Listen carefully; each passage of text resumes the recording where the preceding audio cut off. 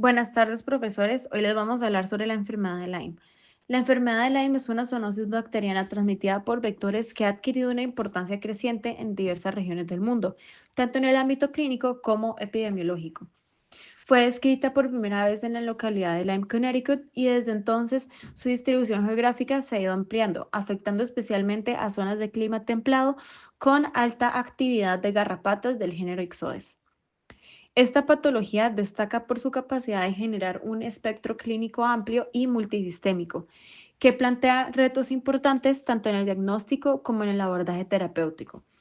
Debido a ello, resulta fundamental conocer no solo los aspectos clínicos, sino también las vías de entrada del agente patógeno, las pruebas de laboratorio que respaldan su diagnóstico y los contextos epidemiológicos en los que suele presentarse.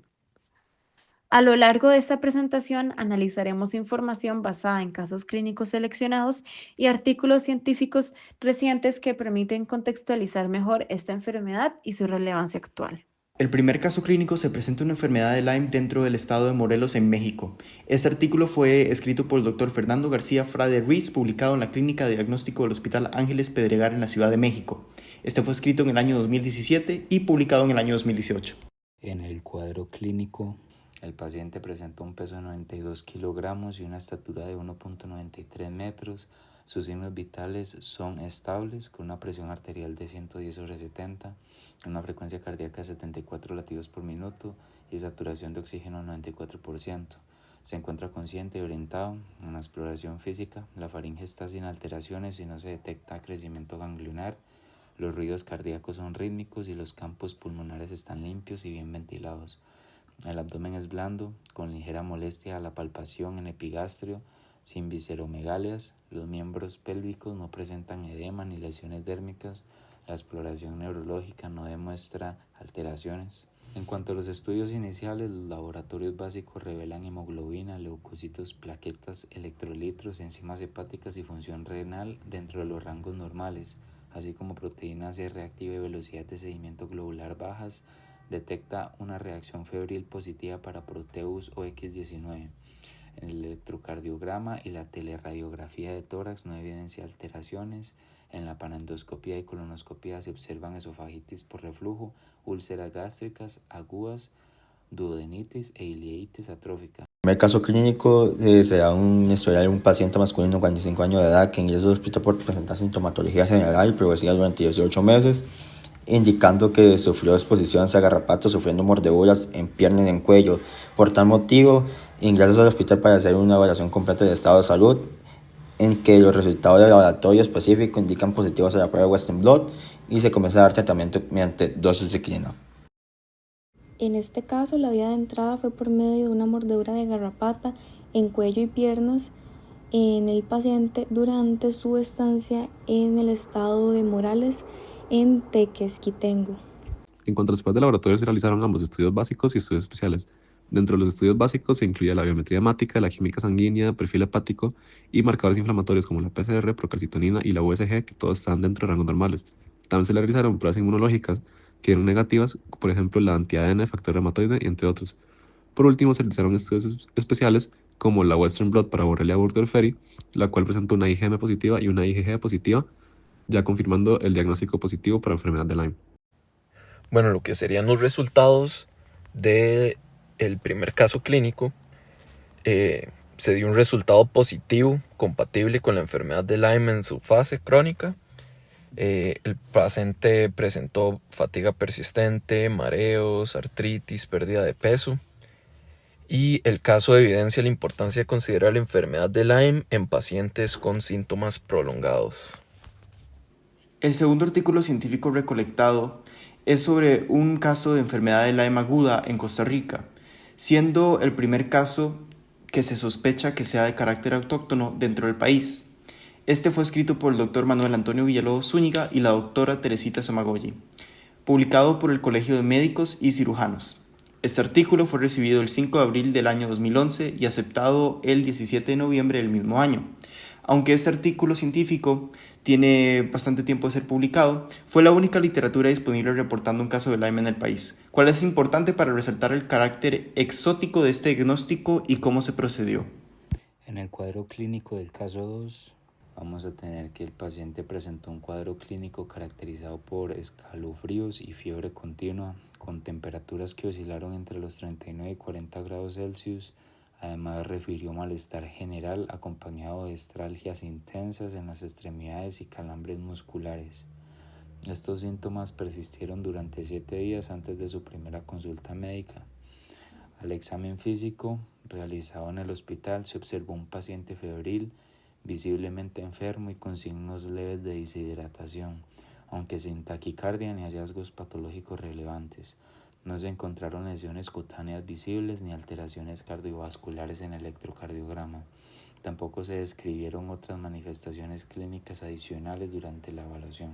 Para el segundo caso clínico se presentó una historia de un paciente de 44 años de edad en el cual presenta un cuadro agudo de fiebre, escalofríos, artralgia, malestar intenso posterior a 15 días de sufrir una exposición a picadura de insectos en extremidades.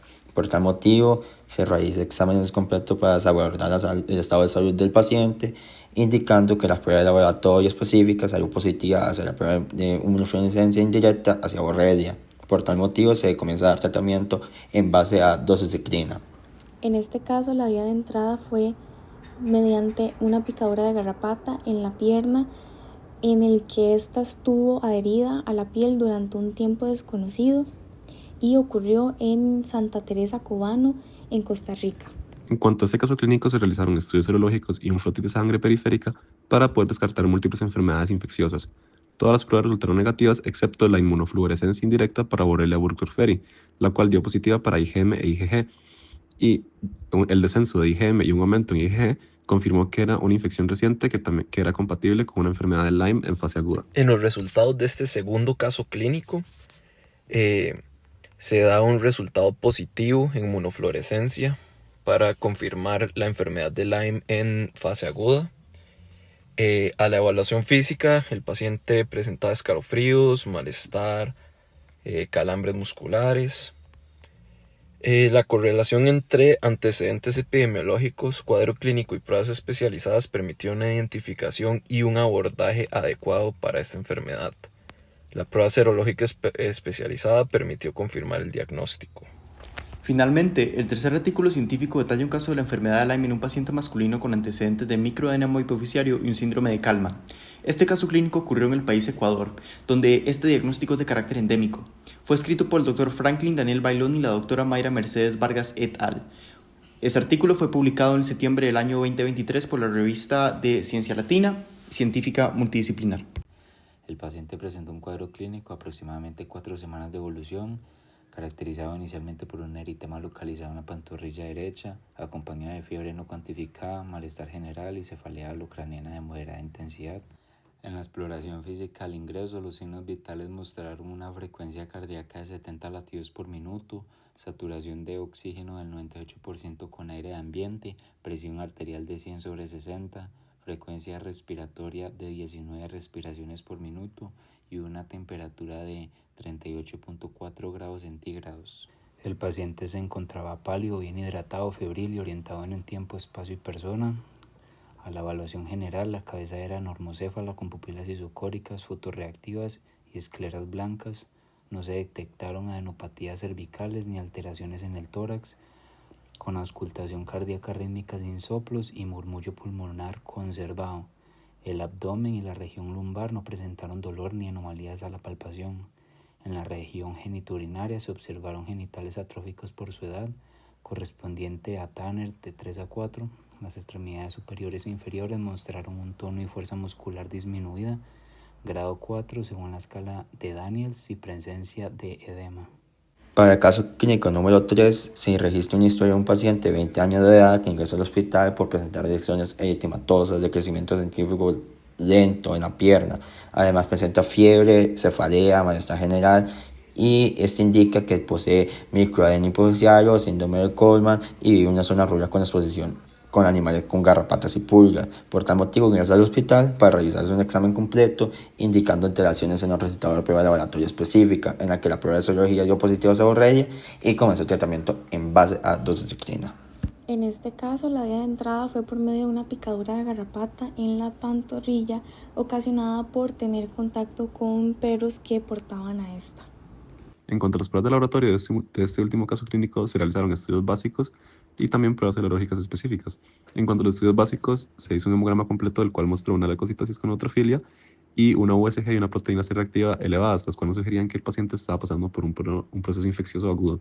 Por último, se realizaron pruebas serológicas específicas para Borrelia burgdorferi como la ELISA y la Western Blot, las cuales ambas resultaron positivas, confirmando así el diagnóstico por enfermedad de Lyme.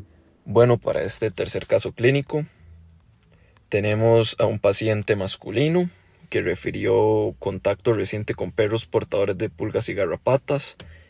Tenemos una confirmación diagnóstica de ELISA y Western Blot positivos ambos.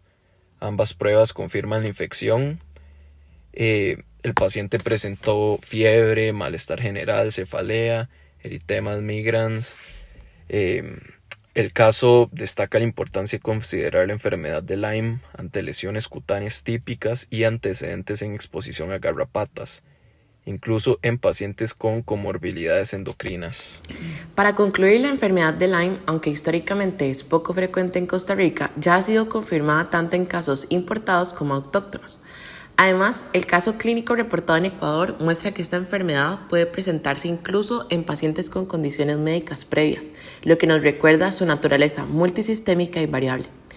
En los 3 casos revisados, los síntomas más comunes fueron el eritema migratorio, la fiebre, el malestar general y la cefalea. En algunos pacientes también se presentaron manifestaciones neurológicas como la parálisis facial. Esos hallazgos nos muestran la importancia de tener un alto índice de sospecha, especialmente en personas que viven o han estado en zonas rurales o han tenido contacto con animales. El diagnóstico se apoyó principalmente en pruebas serológicas como ELISA y la detección de anticuerpos IgM e IgG contra Borrelia burgdorferi, siempre interpretadas en conjunto con el cuadro clínico. Estas pruebas fueron claves para confirmar la infección en todos los casos. En cuanto al tratamiento, los pacientes respondieron bien a la antibiótico-terapia y se utiliza doxiciclina por vía oral en las fases tempranas y ceftriaxona intravenoso en los casos con compromiso neurológico. Esto demuestra que si se diagnostica a tiempo, la enfermedad tiene un manejo efectivo y un buen pronóstico. En resumen, es fundamental seguir fortaleciendo la capacidad diagnóstico, vigilancia médica y la formación del personal de salud para poder reconocer y tratar esta enfermedad de forma oportuna. La enfermedad de Lyme es prevenible, tratable y debe ser considerada dentro de los diagnósticos diferenciales en contextos clínicos compatibles.